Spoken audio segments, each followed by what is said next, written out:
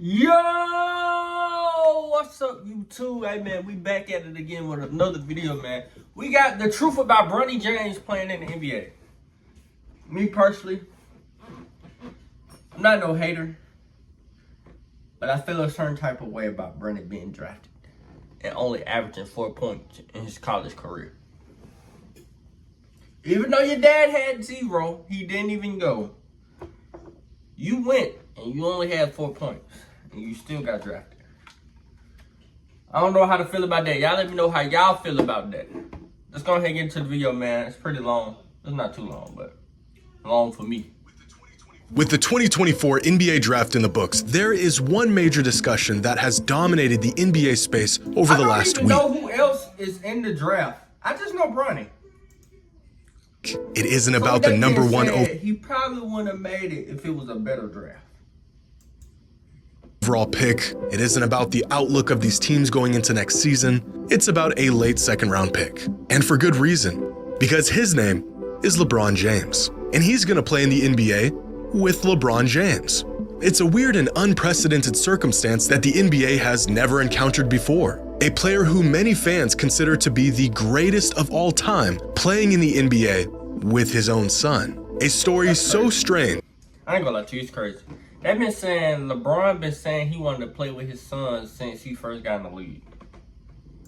And now it's happening. You'd think the NBA scriptwriters outsourced their work to ChatGPT, picked the most batshit result, and called it a day. But after 2 years of speculation, we now know with certainty that Bronny James will be an NBA player. And right on cue, the criticism of his merits and value as a future player in the NBA have already came pouring in. Scouts and GMs claiming Bronny as a prospect isn't even worth using a late second-round pick on, and that the real value lies in his last name and the leverage it comes with. How do y'all feel? Do y'all feel like he only got picked because he LeBron James' son? Or did he get picked because he's very skillful and he has a lot of talent and he's a pure mastermind of the game? How do you feel about it? How valuable is a second-round pick, really? And is Bronny a legitimate NBA player, or is he only in conversation solely because of who his dad is? Who do you want to play with? Bronny is number one on my list. I gotta be on the floor with Bronny.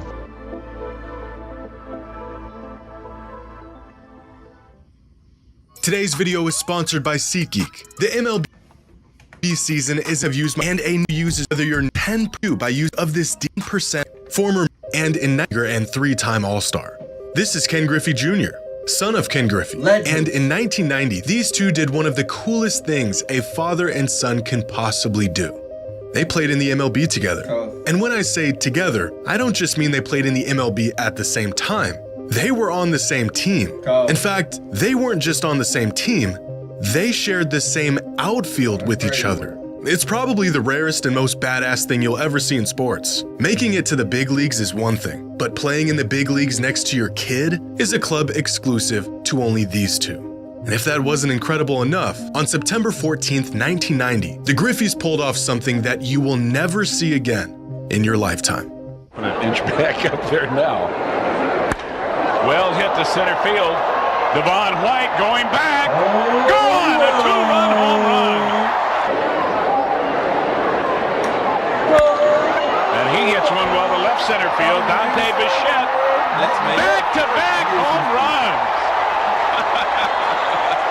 What else can these guys do? The Griffeys were great, and they were the first and only father-son duo in the history of Major League Baseball. But they weren't the first father-son duo in professional sports. This is Gordie Howe, one of the greatest players to ever touch the ice. He won 4 Stanley Cups, 6 MVPs, held the NHL record for total career points at the time of his retirement, and is a member of the NHL's 100th anniversary team. Gordie had an incredible pro career as a hockey player, and yet out of all of his accomplishments, the coolest thing he ever did was this.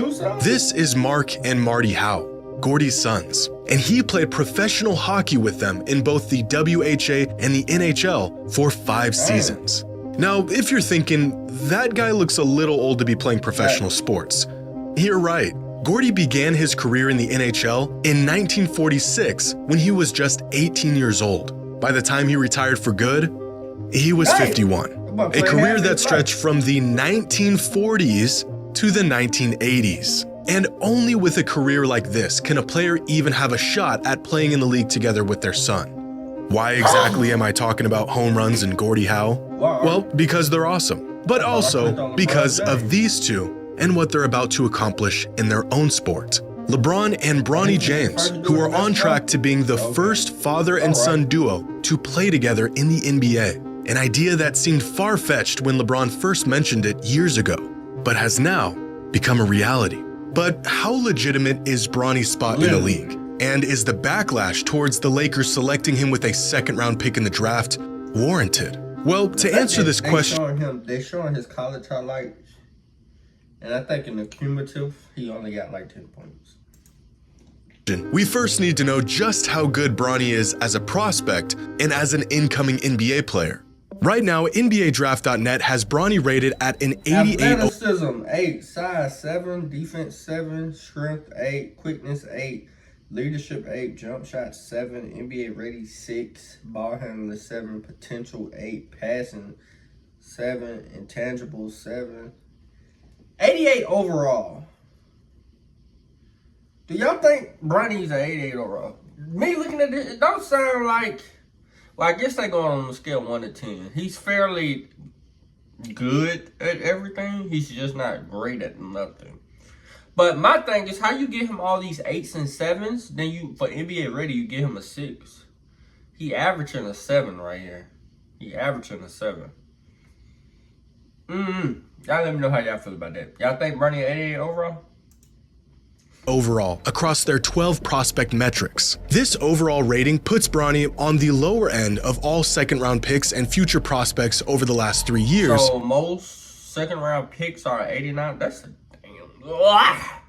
Y'all need to change these numbers. Change these prospect ratings. I ain't gonna lie to you. So if you are 85, that means your ass not gonna be drafted. So you gotta be damn near at 88 or above to get drafted. Is what y'all saying.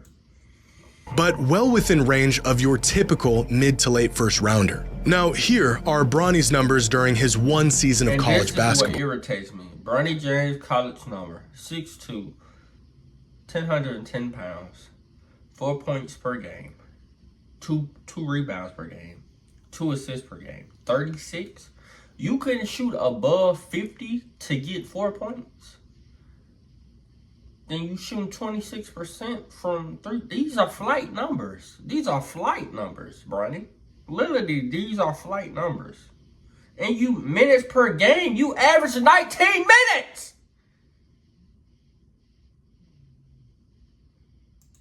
I think you should have played 5 points, 3 rebounds, and 2 assists a game on 47, 30, 69% shooting splits. Now these numbers, especially from a relatively undersized guard, do not scream NBA potential. But for perspective, here are the average collegiate stats from every average late second round pick since 2021. I don't know what they say because I got my little recorder blocking it, but that's 6 something. I know he's like way under the height. 215 pounds. He's pretty solid for his height, I will say that. They usually average 10 points, at least 5 rebounds. He's plus on assists, that's cool. 47%, 30, 69, 26. Like, he doesn't hit no categories. He don't hit no categories. Second-round pick that played college basketball over the last 5 years. And even when compared to late second-round picks, Bronny's numbers aren't nearly as impressive. In fact, Bronny is arguably the least productive college prospect in NBA history. Here is a list of every player in the entire history of the NBA to be selected in the first 2 rounds of the draft that averaged less than 5 points, 3 rebounds, and 3 assists a game in college. Oh, what the fuck? And that's it. That's it? Oh, hell no. 2001. This is why they said it was plumbers. I know this kind of like early, but I know they're not showing us all the records, but I know it's some people that got in the draft back then that didn't have no points and didn't have no rebound. He just knew somebody. Plumbers. Look at this. 0 points per game. Nigga, what? How did you get drafted? And I want to look up what is the 2001 and 2016 draft combine. I want to see who's in that draft combine. I think that's all the time when they get picked up. Just 3 players who were selected. Now, out of these 3 players, Bronny is doing better than this one. He's the best one out of these 3 players. Interesting. But he's 6'8", 250. See, I think they got picked up off size potential. 6'8", 215, 6'11", 250. It's hard to be a guard and you an undersized guard at that, and your stats don't show it. Selected in the NBA draft with college numbers equal to or less than Bronny's college numbers. Pair that with the fact that these prospects had at least the benefit of having NBA frames and physical tools to be potentially built off of, and the case for Bronny warranting a pick in the NBA draft becomes more and more difficult to make. But to really demonstrate exactly where Bronny falls amongst other second-round picks, here is a chart of every college basketball player selected in the second round of the draft over the last 10 years, with box plus minus on the x-axis and minutes per game on the y-axis. 298 selections spanning 10 drafts. More than half of these players not even in the NBA today. Where's Bronny? He's right here. Most late draft picks, even the guys who go on to not even make a roster in the league, were first or maybe second options in their college program. Bronny, on the other hand, was an undersized rotational player on a sub-500 team. It doesn't take an NBA... I just feel like Bronny came back premature off cardiac arrest. He should have played scout to know that Bronny James's collegiate career wasn't that of your typical second-round draft pick. But how good is the typical second-round pick? With the rise of second-round sleepers in recent history, most notably There was a time when I barely knew how to turn a computer. Now, I'm a cybersecurity specialist. ECP players like Nikola Jokic, It's Jalen not Brunson, saying he doesn't have the potential to be something. This is just saying, should he got picked when he got picked? Herb Jones, and Jordan Clarkson, the potential value of a second-round pick in the NBA draft. Judge or doubt a man's potential to work harder and put in the work. And I know who his father is, so I know he got to have some type of work in him to do something. It's just, should you got picked when you got picked is the problem.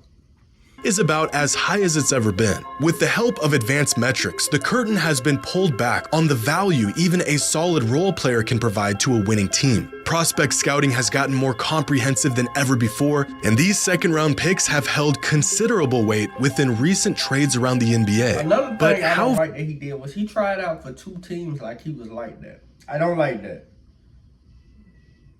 That's what made me uneasy about the situation, because you're using your daddy's name now. You tried out for the Lakers and Sun like you really like that. You should have been on every tryout list that somebody invited you to. How valuable does that truly make them? Gathered from 10 years worth of draft classes from 2013 to 2022, data shows that on average, out of the 30 players drafted in the second round, about 6 of them won't even suit up in the NBA. That's about 1 in every 5. Is y'all gonna give him minutes? Everybody saying, yeah, they gonna give him minutes because he's LeBron James' son. Because a second round 55 pick, you wouldn't even get minutes. Shit, you probably wouldn't even might play till your 3rd season if you make it that long. Players selected in the second round that will never see a minute of action in the league. Out of the 24 players who do make a roster in their rookie season, about 17 of them end up playing a second season in the NBA. Of those 17 players that are good enough to stick around for more than a few seasons, only about 8 of them will go on to be a role player or rotational level player. Go one step further, and on average, only 4 of these second round picks will become a starting caliber player in their career. That's about 1 in every 8 players selected in the second round. And finally, of the 298 players selected in the second round of the draft, from 2013 to 2022, only 2 of them became All-Stars. Nikola Jokic and Jalen Brunson. If we think about the last 10 years of second-round picks on a scale of box plus minus, with Nikola Jokic being on one end and the players who don't even make a roster on the other, then most players aren't in the middle. In fact, they're not even close. Most second-round picks fall way down here. somewhere in between what Basketball Reference would classify as an end-of-the-bench player and out of the league. When considering how to use a second-round pick, the idea of drafting a guy who ends up being a real contributing player, a starter, or even a future MVP, the perceived opportunity cost can tend to outweigh the actual value of the pick. Drafting a player of this caliber in the second round is like finding a diamond in the rough. But giving away a pick or a potential player that ends up being of this caliber would be a mistake that no front office wants to live with. But that doesn't change the fact that the vast majority of the time, these second-round picks in the NBA draft go on to be these end-of-the-bench level players. Just out of curiosity, does anyone know who the last few 55th overall picks in the draft were and how their careers are turning out? Last year's 55th overall pick has played 1 game in the NBA. The one before that has played 23 games in 2 seasons. The 55th pick in 2021, Aaron Wiggins, is actually having himself a solid career so far, but the one before him is out of the league. The one before that one is also out of the league. He's also out of the league, out of the league, out of the league, was never in the league, out of the league, and out of the league. As a late second rounder, if Bronny can contribute on any level in the NBA, he has already exceeded his draft value. And that's really the proposition in all of this. It would be incredible if 9 to 10, he's already have passed his draft value. If Bronny developed into a Davion Mitchell or Aaron Holiday caliber player. But the reality is if Bronny can provide any net positive value to his team, then selecting him in the draft will have been a great pick. There has never been a player projected to go this late in the draft with any expectations on what they should or will do in the league. These late draft picks have historically been reserved for players who might have been overlooked. I think Bronny's gonna get his ass cooked the first year in the NBA. I'm not gonna lie to you. I think he's gonna get his ass cooked. Once his dad leaves, then he might become more of a demon. Players who maybe underperform their potential at the collegiate level. Players who organizations are willing to roll the dice on because there's virtually no opportunity costs associated with late second round. Do you want to get a 55th nobody, or do you want to get a 55th pick of LeBron James' son? I think that's the perspective we need to look at it. Do you want that nobody kid that sat on the bench and did nothing in college, nobody even know who he is? Or do you at least want LeBron James' son so the people will tune in? I think we're looking at it all wrong, people. Picks. It's all upside at this point in the draft. If they don't work out, people is that got drafted. What's their numbers? Who is the 56th pick and what is his numbers? And who is the 54th pick and what is his numbers? oh, well, that's typical. If they do work out, well, then they've beaten the odds. And the very large point being overlooked in all of this talk about potential and value to the team and X's and O's, LeBron James has the opportunity to play basketball with his kid in the NBA. Let's just be honest. This is blatant nepotism. It takes a while to become a good role player because first of all, you got to have a good team to become a good role player. And they're working up a good team in LA right now, I will say that. But I feel like it takes a while to become a good role player because you gotta have experience, and you don't have experience.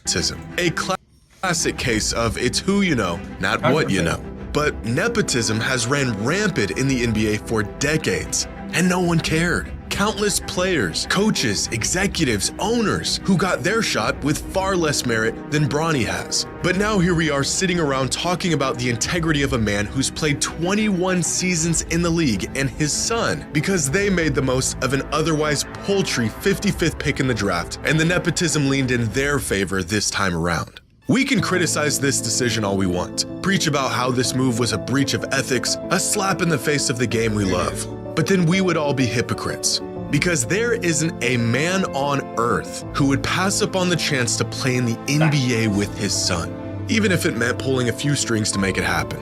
As much as Bronny benefits from sharing the same last name as arguably the best basketball player of all time, that tag has also came with equal scrutiny. We have never seen a late second round pick get discussed and limelighted like we've seen with Bronny. But we've also never seen a late second round flyer get completely dissected and criticized like this. LeBron and Bronny have a chance to do something that has never been done in the history of the NBA. I'm not watching this video. Why the hell draft a nobody that's probably not going to do nothing, that you're not even probably going to give a real shot to even play the game of basketball, instead of drafting LeBron James' son? Like, legit, think about it. Is worth more than any late second round pick will ever be. Would you rather draft me, or would you rather draft LeBron James' son? Let's be honest. Let's be honest. That's what the damn draft was. Would you rather draft me, or would you draft LeBron James' son? That's pretty much it for the video today. Y'all let me know how y'all feel about this in the comments, man. This is an interesting topic. But I will say, Bronny, I wish you all well, and I hope you do make a name for yourself and prove all of us wrong saying they shouldn't have get you when they got you. I hope you go out there and ball out respectfully. Find your place, find your role. Don't worry about what your daddy say. Y'all make sure y'all hit that sub button, hit that like button. Until next time, let me know what you want to see next.